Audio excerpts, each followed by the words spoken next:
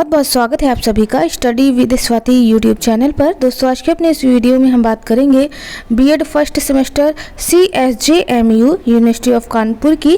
तो यहाँ पर बीएड फर्स्ट सेमेस्टर से जो आपका द्वितीय प्रश्न पत्र यानी पेपर 2 है, सोशियोलॉजिकल पर्सपेक्टिव ऑफ एजुकेशन यानी शिक्षा की समाज शास्त्रीय परिप्रेक्ष्य।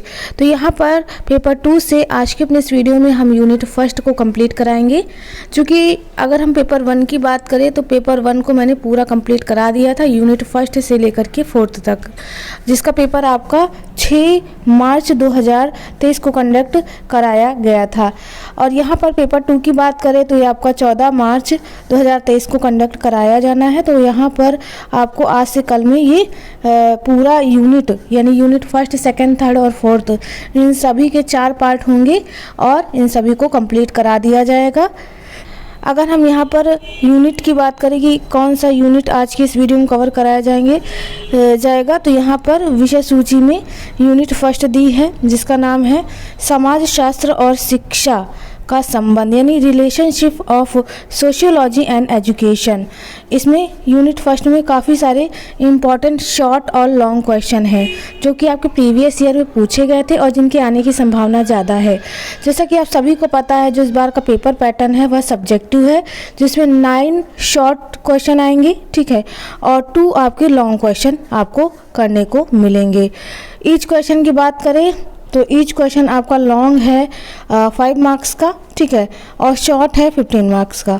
सॉरी, लॉन्ग है 15 मार्क्स का और शॉर्ट है आपका 5 मार्क्स का। इस तरह 75 मार्क्स का पूरा आपका पेपर देखने को मिलेगा। तो यहाँ per unit first, second, third और फोर्थ इन सभी को आप देख पा रहे हैं, इन सभी को कंप्लीट किया जाएगा हर एक पार्ट में, क्योंकि क्वेश्चन इंपॉर्टेंट काफ़ी सारे हैं। तो यहाँ पर यूनिट वाइज हम इनको कंप्लीट कराएंगे। तो बीएड फर्स्ट सेमेस्टर ये आपका सिलेबस इंग्लिश में है, बिल्कुल आप इसका स्क्रीनशॉट ले सकते हैं और पढ़ सकते हैं। प्रीवियस ईयर की बात की जाए तो प्रीवियस ईयर में आपके MCQ बेस्ड पेपर पैटर्न आया था, सोशियोलॉजिकल पर्सपेक्टिव ऑफ एजुकेशन। मैंने MCQ करवाए भी थे काफ़ी सारे। तो ये प्रीवियस ईयर का क्वेश्चन पेपर है, ठीक है, इस बार सब्जेक्टिव पैटर्न है। तो चलिए दोस्तों शुरू करते हैं आज के अपने इस वीडियो को। इम्पॉर्टेंट क्वेश्चन आंसर की सीरीज़ में यूनिट फर्स्ट को आज हम कंप्लीट कराएंगे अपने इस वीडियो में। तो यहाँ पर फर्स्ट क्वेश्चन से हम शुरुआत करेंगे। पहला प्रश्न पूछा है कि पारिभाषिक दृष्टि से समाजशास्त्र का अर्थ समझाइए। यानी आपका सोशियोलॉजिकल पर्सपेक्टिव ऑफ एजुकेशन है तो मीनिंग आपको पता होनी चाहिए सोशियोलॉजी की। तो यहाँ पर आपका ये 2011 बीएड में पूछा गया था फर्स्ट सेमेस्टर में कानपुर यूनिवर्सिटी की। अगर हम बात करें तो पारिभाषिक दृष्टि से समाजशास्त्र का अर्थ पूछ लिया, क्या है समाजशास्त्र। तो यहाँ पर हम सीधे सीधे परिभाषाएं देखेंगे, क्योंकि काफ़ी सारी चीज़ें समाजशास्त्र के अर्थ में बताई गई हैं, लेकिन जो मेन अर्थशास्त्री हैं उन्होंने क्या कुछ परिभाषाएं बताई हैं तो यहाँ पर हम देखेंगे। यहाँ पर 2 पॉइंट दिए हुए हैं, ठीक है। पहला पॉइंट है समाजशास्त्र का विकास इतनी तीव्र गति से हो रहा है कि इनकी परिभाषाओं में छोटे मोटे परिवर्तन होना बड़ा स्वाभाविक है। अध्ययन व अनुसंधान के द्वारा समाजशास्त्र नित नए क्षेत्र में प्रवेश करे। तो समाजशास्त्र का एक तरफ से अर्थ इन्होंने बता दिया है। चूँकि हमें परिभाषाएं देखनी है तो हम पहला पॉइंट देखेंगे समाज का विज्ञान। इसके अंतर्गत जो परिभाषा है वर्ड की उसको हम देखेंगे। वर्ड ने बताया कि समाजशास्त्र समाज का विज्ञान है। ये तो बिल्कुल पढ़ते पढ़ते ही आपको याद हो गया होगा। दूसरी परिभाषा देख लेते हैं जो कि मैकाइवर और पेज ने बताई है। इन्होंने बताया कि समाजशास्त्र सामाजिक संबंधों के विषय में है। ये भी परिभाषा बहुत सही है, आप इसे याद रख सकते हैं। तीसरी परिभाषा देख लेते हैं जो कि वेबर, पारंस, किम्बल ने दी है। वेबर के अनुसार समाज शास्त्र वह विज्ञान है जो सामाजिक क्रिया का व्याख्यात्मक बोध कराता है। किम्बल और यंग ने बताया है कि समाज शास्त्र समूह में मानव व्यवहार से संबंधित है। और इसी तरह से अन्य जो वैज्ञानिक है, मनोवैज्ञानिक सिमेल वॉन वी, जिन्होंने बताया है कि समाजशास्त्र अंतः संबंधों के स्वरूप का विज्ञान है। तो ये इंपॉर्टेंट परिभाषाएं थी। ये तीनों चारों सही हैं परिभाषाएं, आप इनको याद रख सकते हैं। इनमें से जो भी आपको अच्छे से याद हो उसमें कम से कम 2 परिभाषाएं तो आप याद ही रखिएगा, ठीक है। चलिए नेक्स्ट इंपॉर्टेंट क्वेश्चन देख लेते हैं जो कि आपके एग्जाम के लिए इम्पॉर्टेंट है। यहाँ पर पूछ लिया है कि विभिन्न परिभाषाओं के विश्लेषण के आधार पर समाज शास्त्र का अर्थ। परिभाषा हो गई, अर्थ भी देख लेते हैं। समेल के अनुसार प्रत्येक समाज संबंध दो भाग में बटा होता है। पहला है अंतर्वस्तु और स्वरूप। ठीक है, सिमेल यह मानते हैं कि अन्य सामाजिक विज्ञान सामाजिक संबंधों की अंतर्वस्तु का अध्ययन करते हैं, अतः समाजशास्त्र को विशिष्ट व स्वतंत्र विज्ञान होने के लिए सामाजिक संबंधों के स्वरूप का अध्ययन करना चाहिए। इसमें संदेह नहीं है कि इस विचार ने समाजशास्त्र के विकास में योगदान दिया, किंतु हम जानते हैं कि समाजशास्त्र सामाजिक संबंधों के अध्ययन का विज्ञान है, न कि सामाजिक संबंधों के स्वरूप मात्र का अध्ययन। इसी तरह H.M. जॉनसन ने भी बताया है और सारोकिन ने समाजशास्त्र को परिभाषित किया है। सारोकिन ने बताया है कि सामाजिक सांस्कृतिक प्रघटनाओं के सामान्य स्वरूप, प्रकारों और अनेक अंतर संबंधों का विज्ञान है समाजशास्त्र। तो ये समाजशास्त्र का अर्थ हो गया और परिभाषा हो गई। ये इंपॉर्टेंट है, चाहे लॉन्ग में या चाहे शॉर्ट में, इसको आप एक्सप्लेन कर सकते हैं अपने शब्दों में भी।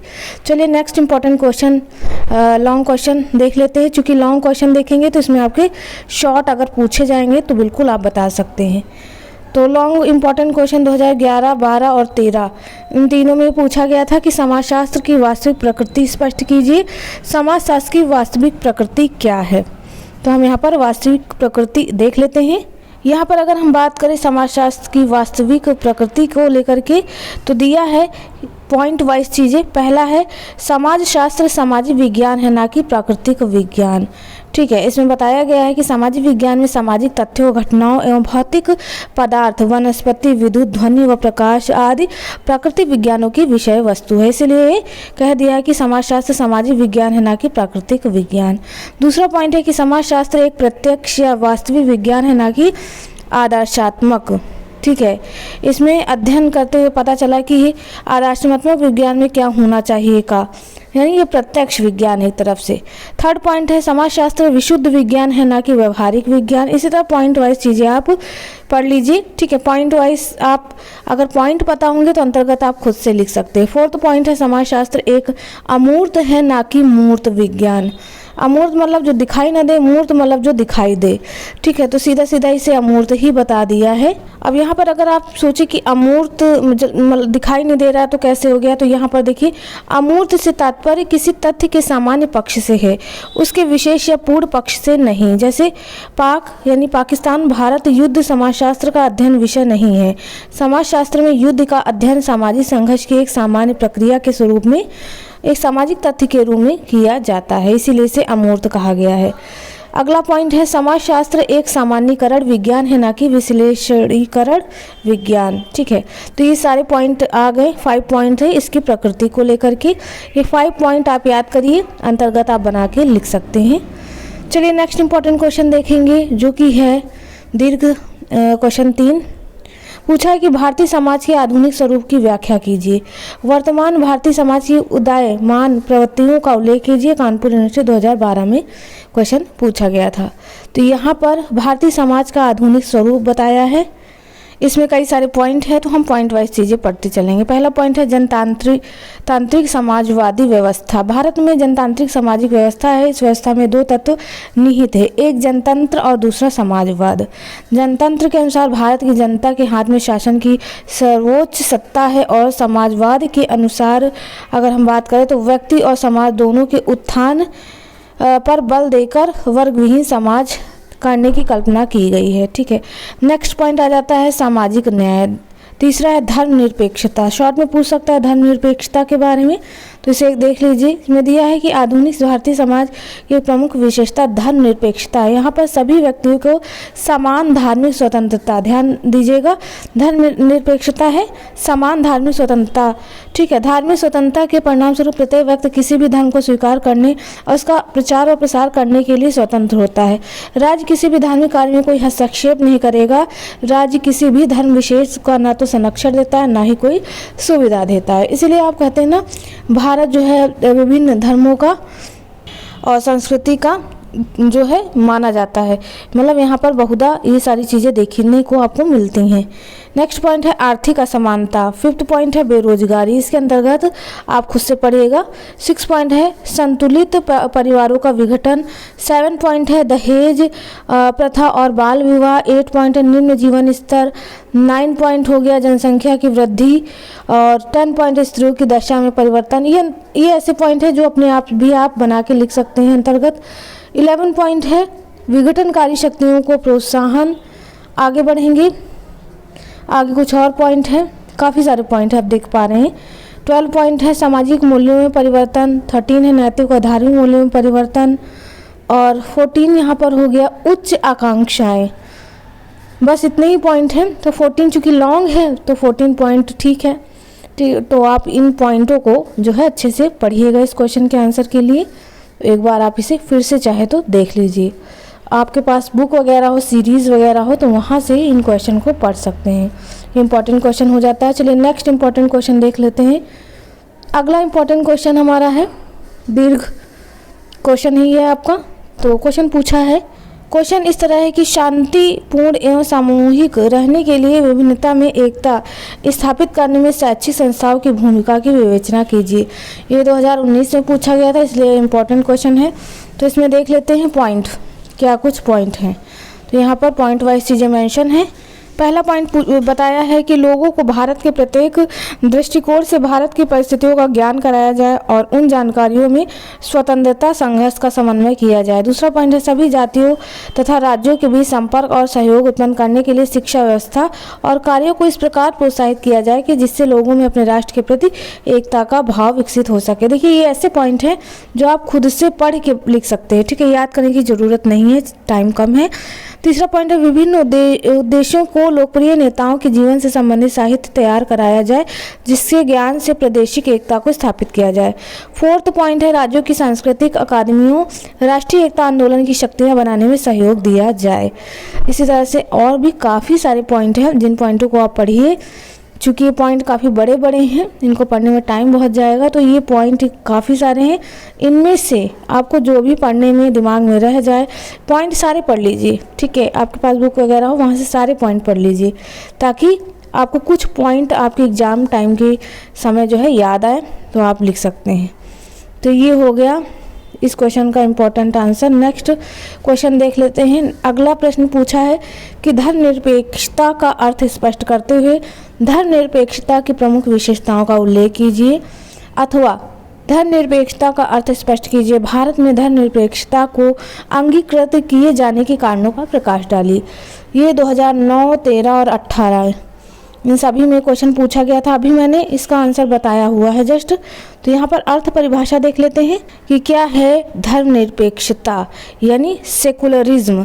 सेकुलरिज्म की बात करें तो सेकुलरिज्म शब्द का प्रयोग सर्वप्रथम जॉर्ज जेकब हॉलीडेक द्वारा 19वीं शताब्दी में किया गया। उसने लैटिन भाषा के शब्द सेकुलम शब्द से इस शब्द को ग्रहण किया जिसका अर्थ है वर्तमान स्थिति।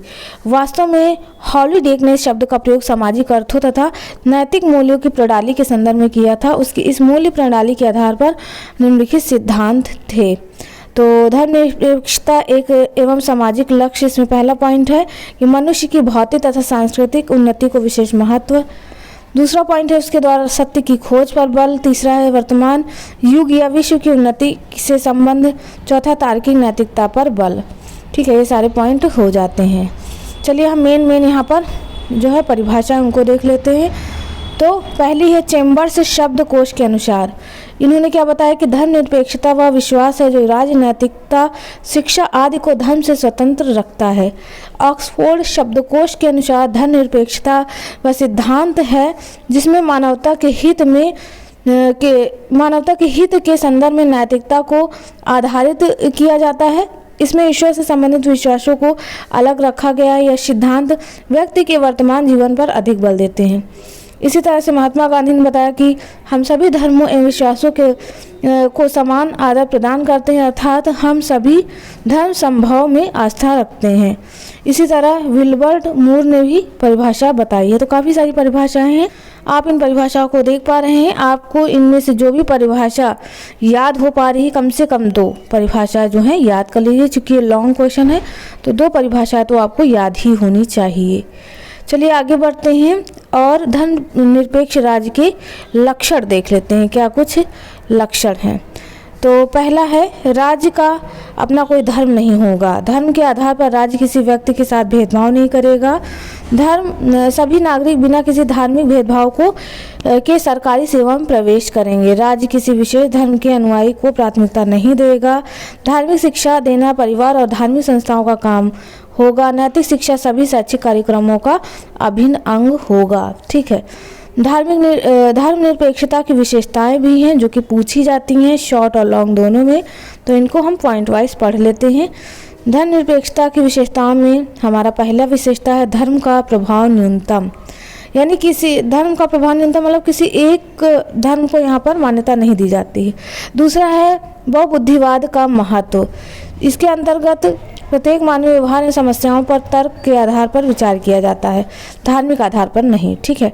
तीसरा है विभेदीकरण की प्रक्रिया। धर्मनिरपेक्षता में विभेदीकरण की प्रक्रिया पर बल दिया जाता है, अर्थात धार्मिक, आर्थिक, सामाजिक, राजनीतिक व नैतिक पक्ष एक दूसरे से पृथक पृथक होते हैं। ठीक है। आगे बढ़ेंगे, 4th पॉइंट देख लेते हैं। 4th पॉइंट में दिया है वैज्ञानिक दृष्टिकोण। ठीक है। धर्मनिरपेक्षता की अवधारणा वैज्ञानिक है। इसमें किसी घटना का व्याख्या कार्यकरण के आधार पर वैज्ञानिक नियमों और सिद्धांतों के आधार पर की जाती है, भावुकता और धार्मिकता के आधार पर नहीं। तटस्थता की बात करें तो धर्मनिरपेक्षता की अवधारणा चूंकि तर्क और विज्ञान पर आधारित इसलिए अब मूल्य पर बल नहीं देता है। 6 पॉइंट है धार्मिक क्षेत्र में स्वतंत्रता। धर्मनिरपेक्षता की अवधारणा के अनुसार व्यक्ति को किसी भी धर्म को अपनाने तथा किसी भी धार्मिक संगठन की सदस्यता ग्रहण करने की स्वतंत्रता है। ठीक है। तो 6 पॉइंट थे अगर हम धर्मनिरपेक्षता की विशेषताओं की बात करें। पॉइंट आप जो है पढ़ लीजिएगा, बहुत इंपॉर्टेंट है क्वेश्चन, इसको स्किप मत करिएगा, ये पूछा जाएगा, चाहे शॉर्ट में पूछा जाए चाहे लॉन्ग में, तो इसको आप ध्यानपूर्वक याद करिए या पढ़िए। चलिए नेक्स्ट इंपॉर्टेंट क्वेश्चन देख लेते हैं। नेक्स्ट इंपॉर्टेंट क्वेश्चन यानी दीर्घ में ही है, दीर्घ इसलिए बता रहे क्योंकि इसमें शॉर्ट भी आ जा रहे हैं। चलिए अगला पूछ लिया है, भारतीय संदर्भ में धर्मनिरपेक्ष राज्य की प्रमुख विशेषताएं क्या है? भारतीय संविधान में धर्मनिरपेक्षता संबंधी प्रावधानों को स्पष्ट कीजिए, अथवा भारत के संदर्भ में धर्मनिरपेक्षता की आधुनिक अवधारणाएं बताइए। यहाँ पर देखिए 2006, 9, 13 और 14 इन सभी में क्वेश्चन पूछा गया है। तो भारतीय संदर्भ में एक धर्मनिरपेक्ष राज्य की विशेषताएं क्या हैं, तो यहाँ पर इसको हम देख लेते हैं। अभी हमने धर्मनिरपेक्षता की विशेषताएं देखी कि धर्मनिरपेक्ष की क्या क्या विशेषताएं हैं, और यहाँ पर हम धर्मनिरपेक्ष राज्य की विशेषताएं देख रहे हैं। पहला है राज्य में एक संविधान होता है जिसमें नागरिकों के मूल अधिकारों तथा सरकार और अंगों के विषय में विशेष जानकारी दी जाती है। दूसरा है धर्म एवं राजनीतिक अलग अलग होते हैं। तीसरा है धार्मिक कर्मकांडों और संस्कारों को अधिक महत्व नहीं दिया जाता है। चौथा है धार्मिक दृष्टिकोण की अपेक्षा तार्किक और वैज्ञानिक दृष्टिकोण को महत्व दिया जाता है। पांचवा है राज्य सरकार का कोई धर्म नहीं होता। ठीक है। धर्म के आधार पर राज्य जो है राज्य नागरिकों के बीच भेदभाव नहीं करता। छठा पॉइंट है कि राज्य के समस्त नागरिकों को समान अधिकार प्राप्त होते हैं, चाहे लिंग, रंग, जाति, प्रजाति कुछ भी हो, इसमें कोई भेदभाव नहीं किया जाता है। सातवां है प्रजातांत्रिक व्यवस्था अपनाई जाती है, इसमें सरकार का चयन वयस्क मताधिकार यानी चुनाव प्रणाली के आधार पर होता है। तो ये हो गया सेकुलरिज्म यानी धर्मनिरपेक्ष राज्य की विशेषताएं। इसमें भारतीय संविधान में धर्मनिरपेक्ष संबंधी कुछ प्रावधान भी दिए हुए हैं, यानी जो भी आपके आर्टिकल हैं, अनुच्छेद 25 इसमें क्या बताया, अनुच्छेद 26, अनुच्छेद 27। ठीक है। तो इसमें काफ़ी सारे धर्मनिरपेक्ष चीज़ों के बारे में बताया। अनुच्छेद 28 इन्हें आप खुद से पढ़िएगा क्योंकि पढ़ने में टाइम बहुत जाएगा। तो भारतीय संविधान में इन अनुच्छेदों पर आप जो है पढ़ लीजिएगा एक बार, क्योंकि ये बहुत इंपॉर्टेंट नहीं है कि आप आर्टिकल याद रख पाए या पूछा ही जाए। चलिए यहाँ पर ये हो गया। चलिए नेक्स्ट क्वेश्चन देख लेते हैं इम्पॉर्टेंट, जो कि है सामाजिक परिवर्तन के प्रमुख कारक कौन कौन से, 2011 में पूछा गया था। तो सामाजिक परिवर्तन के निर्णायक कारक इसमें ओटावे के अनुसार दिया है कि सामाजिक या सांस्कृतिक परिवर्तन के कारणों को दो भागों या दो वर्गों के मध्य होने वाले परस्पर अंतःक्रिया द्वारा होता है। ये कारक निम्न है। पहला क्या है, वैज्ञानिक खोज या प्राविधिक आविष्कार, और दूसरा समाज के लक्ष्य एवं मूल्य। ये बताया गया सामाजिक निर्णायक कारक के बारे में। आगे दिया है कि इस प्रकार सामाजिक परिवर्तन केवल प्रविधियों के माध्यम से ही नहीं लाया जा सकता, उसकी व्याख्या न केवल प्राविधिक प्रगति के आधार पर की जा सकती है तथा न ही केवल मूल्यों के आधार पर। समाज जो है इन दोनों पर निर्भर है, अतः दोनों को पृथक नहीं किया जाता। यह कहना भी अत्यंत जटिल है। सामाजिक परिवर्तन पर इन दोनों से किसका प्रभाव अधिक पड़ता है। ठीक है, यही सारी चीज़ें सामाजिक परिवर्तन के बारे में दी गई हैं, तो बिल्कुल इसे भी आप पढ़ सकते हैं। इसमें सब थ्योरी पोर्शन है, ठीक है, और इसे आप पढ़ के अपने आप से भी लिख सकते हैं। चलिए नेक्स्ट इंपॉर्टेंट क्वेश्चन देख लेते हैं, जो कि है दीर्घ। तो यहाँ पर अगला इंपॉर्टेंट क्वेश्चन पूछा है कि सामाजिक परिवर्तन और शिक्षा के पारस्परिक संबंधों को स्पष्ट कीजिए, अथवा आपके अनुसार भारत में प्रमुख सामाजिक परिवर्तन क्या है, उचित उदाहरणों की सहायता से उनका वर्णन कीजिए दिया है। ये कानपुर यूनिवर्सिटी 2011 में पूछा गया था। तो सामाजिक परिवर्तन का शिक्षा तथा शैक्षिक अभिकरण पर प्रभाव, इनको हम पॉइंट वाइज पढ़ते जाएंगे। पहला पॉइंट दिया है कि शिक्षा और सामाजिक परिवर्तन के संबंध के बारे में बताएं तो ये परस्पर घनिष्ठ रूप से जुड़े हुए हैं, क्योंकि शिक्षा सामाजिक परिवर्तन के प्रमुख कारकों में से एक है। दूसरा पॉइंट है सामाजिक परिवर्तन के लिए शिक्षा एक अनिवार्यता। कहने का अर्थ है कि किसी भी समाज में सामाजिक परिवर्तन के लिए शिक्षा एक आवश्यक शर्त है। तो ये पॉइंट ऐसे हैं जो आप खुद से लिख सकते हैं। नेक्स्ट पॉइंट देख लेते हैं। अगला पॉइंट दिया है कि शिक्षा सामाजिक परिवर्तन के अभिकर्ता के रूप में है। सामाजिक परिवर्तन अनेक कारकों में शिक्षा के एक महत्वपूर्ण कारक के रूप में मानता है। अगला पॉइंट है सामाजिक परिवर्तनों की अनुगामी शिक्षा। वस्तुतः स्वयं में दोष मुक्त स्वस्थ शिक्षा ही सामाजिक परिवर्तन के अभिकर्ता के रूप में काम कर सकती है।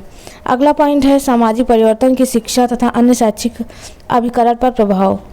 तेजी से सामाजिक परिवर्तन आधुनिक समाज की एक विशेषता है, और परंपरागत समाज में इतना धीरे धीरे होता है कि उसकी शिक्षा प्रणाली में परिवर्तन एवं प्रभाव अनिवार्य नहीं होता, किंतु आधुनिक समाज के सामाजिक परिवर्तन शिक्षा को प्रभावित करते हैं।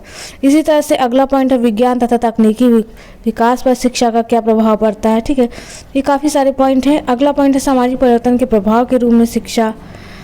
नेक्स्ट है सामाजिक परिवर्तन और समान स्कूल प्रणाली, नारी को सम्मानजनक स्थान और स्त्री शिक्षा का विकास, पिछड़े वर्गों का उत्थान तथा शिक्षा, लोकतांत्रिक जीवन शैली ग्रहण और शिक्षा। तो ये सारे पॉइंट हैं, काफ़ी सारे पॉइंट हैं, इन्हें आप जो है एक नज़र डाल लीजिएगा।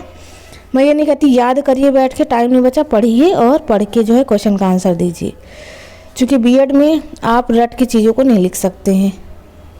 अगला इंपॉर्टेंट क्वेश्चन देख लेते हैं। पूछा है कि सामाजिक परिवर्तन के समप्रत्यय से आप क्या समझते हैं, शिक्षा सामाजिक परिवर्तन कैसे ला सकती है। 2016 में पूछा था। ठीक है, इसको हमने अभी देख लिया है, अभी जस्ट इस क्वेश्चन का आंसर हमने बताया है। फिर अगला दीर्घ है कि आर्थिक विकास का अर्थ क्या है। आर्थिक विकास के साधन के रूप में शिक्षा के योगदान को स्पष्ट कीजिए। ये 2009 में पूछा था।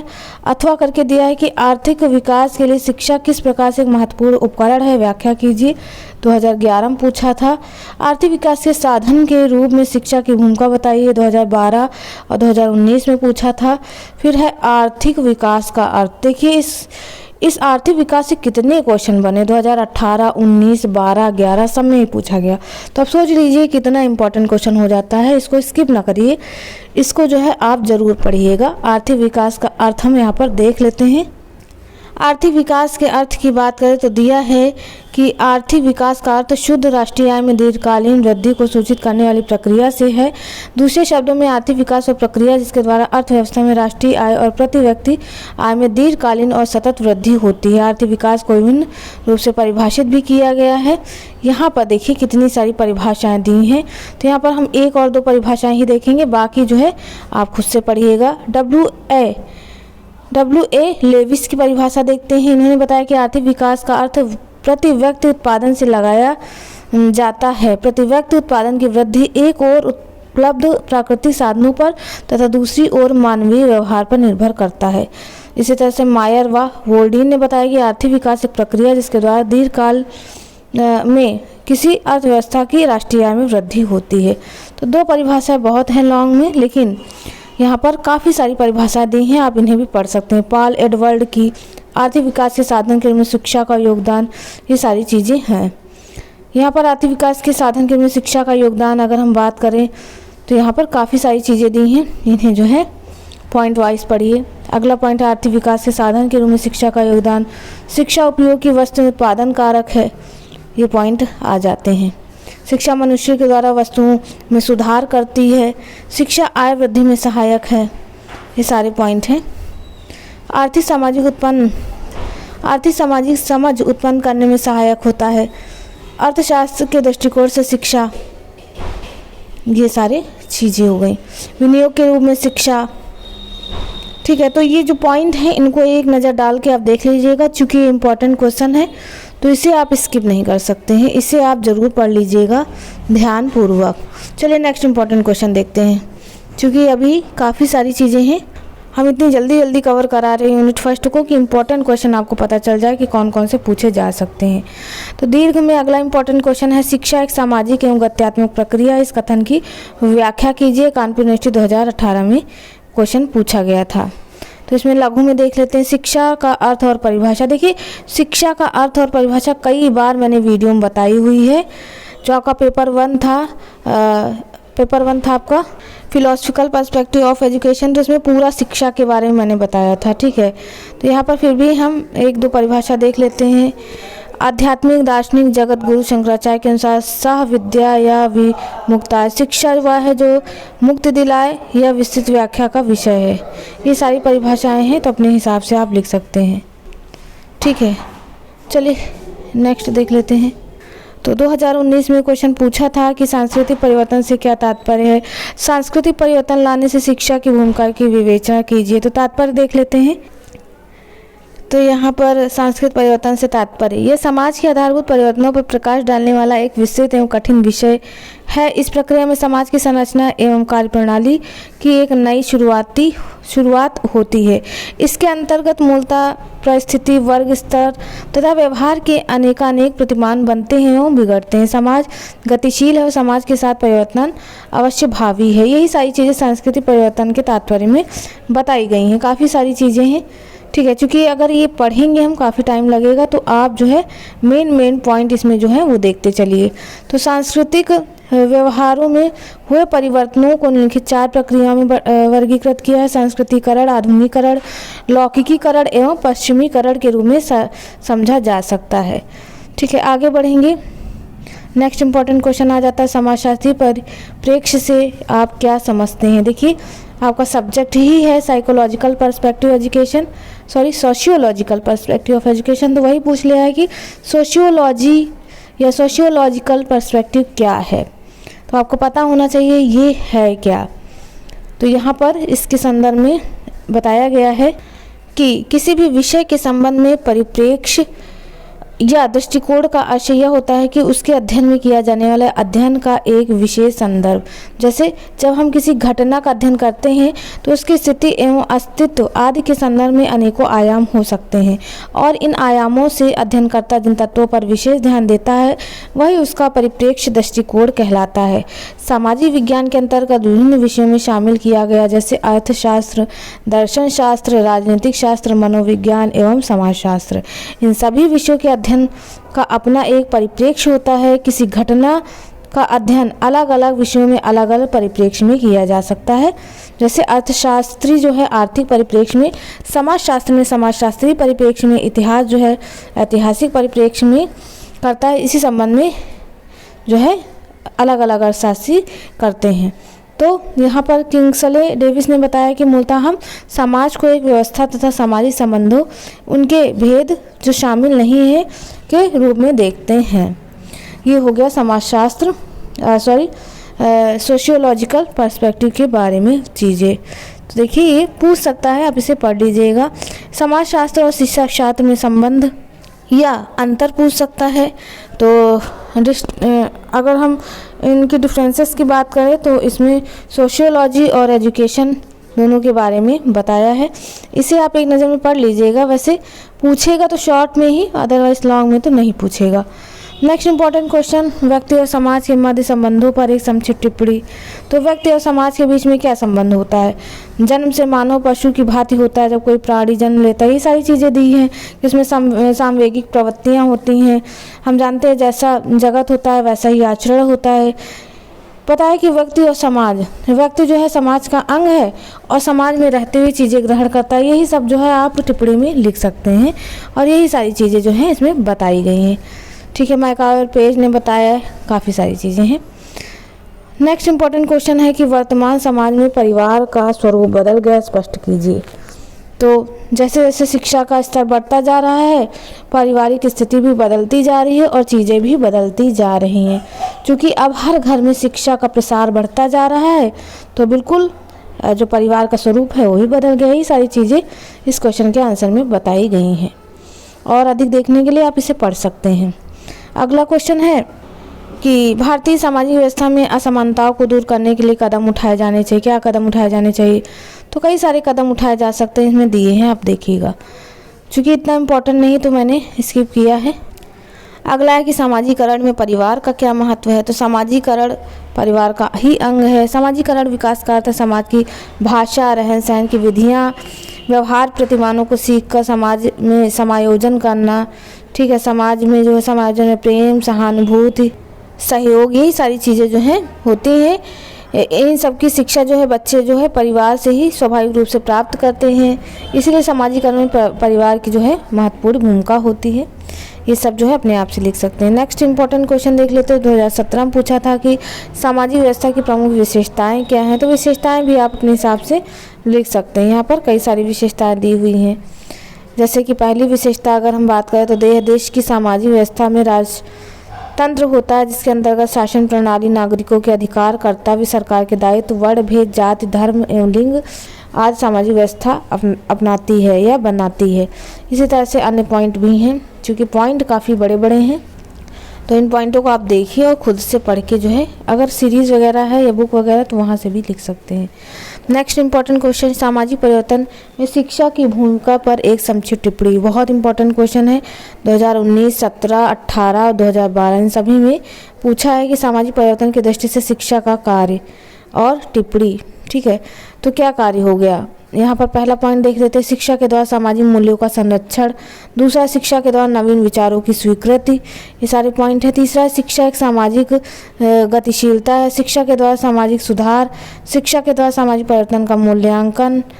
फिर अगला पॉइंट आ जाता है, इतने देख लीजिए। फिर अगला पॉइंट अगला मतलब इम्पोर्टेंट क्वेश्चन देख लेते हैं कि दिया है कि भारतीय सांस्कृतिक धरोहर की प्रमुख विशेषताओं का संक्षिप्त उल्लेख कीजिए अथवा हमारी संस्कृति के सामान्यकारी रूप का वर्णन कीजिए। 2005 और 6 में जो है पूछा था। तो यहाँ पर दिया है भारतीय संस्कृति धरोहर की प्रमुख विशेषताएं।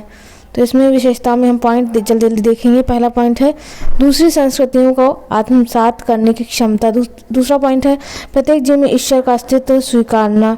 ये पॉइंट अपने आप बना सकते हैं। पुनर्जन्म, अतिथि सत्कार, त्याग और संयम, ये सारे पॉइंट यहाँ पर आ जाते हैं। ठीक है, तो इन्हें आप देखिएगा, पढ़ के लिखिएगा। नेक्स्ट इंपॉर्टेंट क्वेश्चन देख लेते हैं। पूछा है कि सांस्कृतिक विरासत से आप क्या समझते हैं, शिक्षा से किस प्रकार संबंधित है। 2007, 9 और 13 में पूछा था सांस्कृतिक विरासत। तो सांस्कृतिक विरासत का तात्पर्य हमारी प्राचीन भारतीय संस्कृति, सभ्यता तथा प्राचीन परंपराओं में जो आदर्श हमें प्राप्त हुए हैं, जिनको आज भी हम उन्हीं रूपों में थोड़े बहुत परिवर्तन के साथ अपनाते चले आ रहे हैं, इन्हीं को हम जो है सांस्कृतिक विरासत कहते हैं। इसमें काफ़ी सारी चीज़ें दी हैं कि अगर हम बात करें भारतीय दर्शन के पुरुषार्थ, धर्म, कर, अर्थ, काम तथा मोक्ष का वर्णन। कर्म की बात करें तो कर्म का सिद्धांत, धार्मिक तथा आध्यात्मिक आचरण, वर्ण व्यवस्था, संयुक्त परिवार, इन सभी के आधार पर ये सब हमारी सांस्कृतिक जो है विरासत हैं। और देखिए हर घर में हमारी जो परंपरा है, चीज़ें वो चली आ रही हैं, तो यही विरासत के बारे में बताया। सांस्कृतिक विरासत की शिक्षा से संबंध क्या है, तो इसमें कई सारे पॉइंट है। पहला है शिक्षा हमारी सांस्कृतिक विरासत को एक पीढ़ी से दूसरी पीढ़ी को हस्तांतरित करती है। शिक्षा के द्वारा हम आज भी अपनी प्राचीन सांस्कृतिक विरासत को अक्षुण्ण बनाए हुए हैं। तीसरा है हमारी सांस्कृतिक विरासत का प्रभाव व्यक्तित्व निर्माण पर पड़ रहा है। इसी तरह से अन्य पॉइंट भी दिए हुए हैं इसके संदर्भ में। आगे बढ़ेंगे और देखेंगे कुछ और इम्पोर्टेंट क्वेश्चन, काफ़ी पॉइंट है, इन पॉइंटों को आप एक नज़र में देख लीजिएगा। अब अगला क्वेश्चन आ जाता है कि सांस्कृतिक विकास की कुछ समस्याएं बताइए। तो कई सारी समस्याएं हैं। पहला है भारतीय संस्कृति की धरोहर भारतीय भाषाओं में है।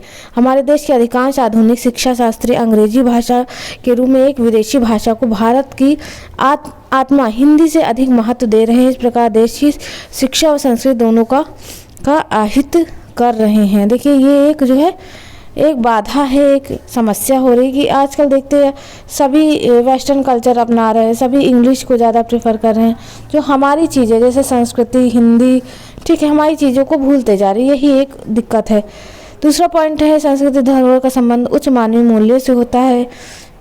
और यहाँ पर दिया है कि उदार शिक्षा के वर्तमान दौर में भारतीय संस्कृति के उच्च मूल्यों के विकास पर विपरीत प्रभाव पड़ रहा है। यही सारे जो है पॉइंट इसमें आ जाएंगे, इन्हें आप देख सकते हैं। उसके बाद दिया सांस्कृतिक विलंबन से क्या समझते हैं, 2016 में पूछा था। तो सांस्कृतिक विलंबन का संबंध या सिद्धांत जो है आकबर्न ने अपनी पुस्तक सोशल चेंज में प्रस्तुत की है। विलंबन या लैग शब्द से तात्पर्य कोई वस्तु एक दूसरी वस्तु के पीछे हो रहा है, एक वस्तु के आगे बढ़ने में विलंब या देरी, यही सारी चीज़ें जो है इसमें बताई गई हैं। इस क्वेश्चन को भी आप देख लीजिएगा। चलिए नेक्स्ट इंपॉर्टेंट क्वेश्चन हम देख लेते हैं, चूँकि टाइम काफ़ी लग रहा है, क्वेश्चनों की संख्या ज़्यादा है यूनिट फर्स्ट में। अगला इंपॉर्टेंट क्वेश्चन है कि भारत में सामाजिक परिवर्तन के आर्थिक कारकों का वर्णन कीजिए। तो इस क्वेश्चन को आप देख लीजिए, बहुत इंपॉर्टेंट नहीं है, चूँकि 2011 में पूछा था इसलिए मैंने इसको शामिल कर लिया है। इससे आप जो है अपने आप से भी बना के लिख सकते हैं। औद्योगिकीकरण, नगरीकरण, प्रौद्योगिकी परिवर्तन, ये सारी चीज़ें जो हैं। यहाँ पर 2016 का देख लेते हैं एक लास्ट क्वेश्चन जो कि इम्पोर्टेंट है थोड़ा, शिक्षा संस्कृति परिवर्तन कैसे लाती है। तो देखिए इसको अभी हम इसके आगे पहले क्वेश्चन में मतलब बता चुके हैं। शुरुआती क्वेश्चन के मिड में हमने इस क्वेश्चन को लेकर डिस्कस किया था कि शिक्षा जो है सांस्कृतिक परिवर्तन कैसे लाती है, 2016 में पूछा था। तो कई कारण है, शिक्षा से सभ्यता एवं संस्कृति के अंतरण की प्रक्रिया होने से या पीढ़ी दर पीढ़ी सांस्कृतिक अफवाहों को बीजारोपण करती, पता नहीं कैसे कैसे शब्द इसमें दिए हैं। आगे दिया कि शिक्षा सांस्कृतिक घटकों का मूल्यांकन व विवेचन करके उसको परिपक्व एवं समृद्धशाली बनाती है। ठीक है, ये सारे पॉइंट हैं। लास्ट क्वेश्चन है कि शिक्षा के सामाजिक आधार से तात्पर्य 2019 का है, तो इसे आप ध्यान दीजिएगा। इस क्वेश्चन को आप ध्यानपूर्वक पढ़ लीजिएगा। तो यहाँ पर जॉन ड्यूवी के अनुसार देख लेते, शारीरिक जीवन में जो काम पौष्टिक भोजन, लालन पालन और संतान उत्पत्ति का होता है, वही सामाजिक जीवन के लिए शिक्षा का होता है। उक्त कथन से स्पष्ट है लगभग सारी चीज़ें, हाँ ठीक है, उक्त कथन से लगभग स्पष्ट होता है कि शिक्षा समाज के विकास के लिए अनिवार्य आवश्यकता है, शिक्षा समाज पर निर्भर होती है। इसमें पॉइंट भी दिए हैं कि शिक्षा द्वारा व्यक्ति का समाजीकरण होता है, व्यावसायिक आधार है शिक्षा का माध्यम, नैतिक शिक्षा का विकास, मानसिक मान्यता से प्रभावित बालकों की शिक्षा। ठीक है, बस इतने ही पॉइंट थे तो मैंने इनको इंक्लूड कर दिया है। ये इम्पॉर्टेंट था लास्ट वाला, तो इसे आप ज़रूर पढ़ लीजिएगा। तो दोस्तों आज के इस वीडियो में हमने यूनिट फर्स्ट जितने भी इम्पॉर्टेंट क्वेश्चन थे उनको मैंने यहाँ पर रख दिया है। आप अपने अकॉर्डिंग 2016, 17, 18, 19 2016 से जितने भी क्वेश्चन पूछे गए उन सभी को आप तैयार कर लीजिएगा। उसके बाद जो रेस्ट ऑफ द क्वेश्चन है जैसे 2008, 9, 10, 11, 12, 13, 14, 15 तक पूछे गए उनको आप पढ़िएगा। तो चलिए दोस्तों आज के इस वीडियो में बस इतना ही। आज के इस वीडियो में यूनिट फर्स्ट कंप्लीट हो गई है। नेक्स्ट वीडियो यूनिट 2 के साथ कवर की जाएगी। तब तक के लिए आप सभी का बहुत बहुत धन्यवाद। Thank you friends, keep watching and share to others.